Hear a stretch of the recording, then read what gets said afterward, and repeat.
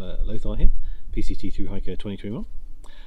This video I'm going to focus on a specific issue on the PCT, and that's your first real 10,000 foot climb on the early sections in the desert around Mount San Jacinto.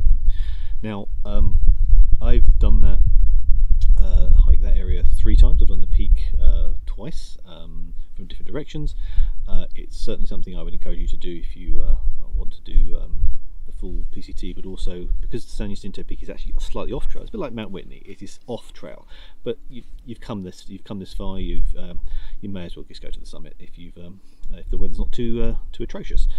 Now, the thing to consider around Mount San Jacinto is as you approach around, I've looked this up, on mile 151.8, that's the junction with Highway 74. So basically you come out of the desert and you hit a highway, Highway 74, you can turn left and go into Paradise Valley Cafe. Now, I'd certainly recommend that. I had breakfast there.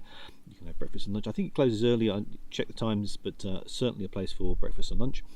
But it's also the last real pickup opportunity you'll have before you start doing the ridge climb past places called like Spitler Peak or Apache Peak up towards Mount San Jacinto.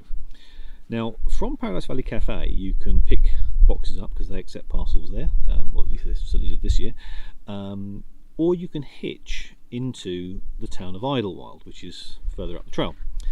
And again, that's much more of a larger town where you've got hotels, resupplies, and it's a beautiful place. If you've got a chance to stop at Idlewild, certainly recommend it. But the thing to consider is where you pick up your mounting gear, because as you approach San Jacinto, you've got the risk of hitting snow and ice. And again, obviously, look at the weather reports. There is a great thing called the San Jacinto Snow Report done by a British gentleman who hikes that. I think it hikes almost every day up and gives an update on the snow conditions and advice on whether you need equipment and what to be careful of. But you, as a hiker, have to make the decision about where you're going to pick up your ice axe and where you're going to pick up your microspikes. Now, you may have carried it from Mexico or Mexico border all the way up to San Jacinto, but I posted my ice axe and microspikes, who actually used a Whippet ice axe trekking pole, to Paradise Valley Cafe. So I picked it up there, such that as I did the ridge hike up San Jacinto, up towards San Jacinto, I had full snow gear with me.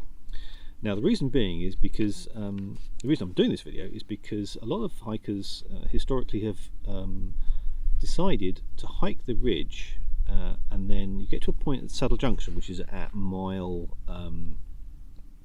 179.4. So you hike up the ridge from Highway 74, go to Saddle Junction, and then from there you can go down a trail called the Devil's Slide Trail into Idlewild, and maybe do a stop over there. But the thing is that there is very real risk of snow and ice on that ridge climb past Apache Peak and Spitler Peak up to Saddle Junction. So you don't want to wait for that descent into Devil's Slide to pick up your snow gear. You actually want to have it in your hands as you leave Paradise Valley Cafe at mile 151.8 and going up that ridge. It may be overkill in the fact that certainly in May or June you may not need it.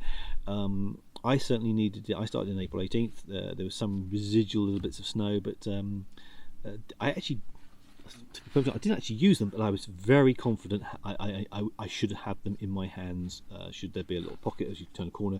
There's lots of shadows and there's quite a possibility of snow can collect and stay on the trail, and again, I hiked in when I was going through, there was the weather forecast, and 2 days ahead there was a snowstorm coming, so I managed to get through without hitting too much snow. I did hit snow after the peak on Fuller Ridge, so again I was very pleased I had the ice axe and microspikes in my hands at the time. And also on the descent down, there's literally, if you're coming from the peak, you've got an 8,000 feet descent down to I-10. So again, having that, if there's a risk of weather change or there's snow or ice lying still even into April and May, having the ice axe and microspikes available is certainly something I would recommend. So I know there was a very sad occasion where a young man had lost his life on Apache Peak.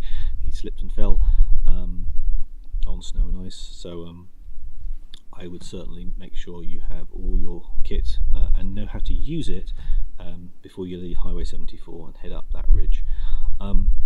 If you get a chance to practice ice axe skills and self-arresting beforehand, certainly do so if you can. Or the first patch of ice, the snow, obviously in safe conditions, maybe do a bit of practice.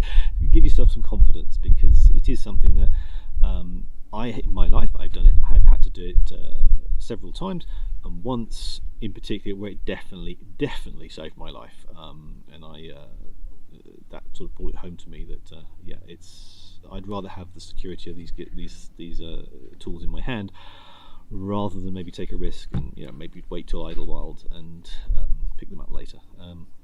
Right, I will stop there. I hope that's helpful. Certainly from the European perspective, if you're like me, did lots of hiking in the Scottish Highlands or in the French Alps or in peaks around Italy, that's where I learnt my snow and ice climbing skills. And when I saw Apache Peak and Spitler Peak, I was very fortunate going through there, but you could see how even a light dusting of snow and early in the morning when it be icy, it is absolutely treacherous, and if there are drop-offs there that you have to be very, very respectful of. Right, I'll stop there. Hope that's helpful to you, and see you in the next video.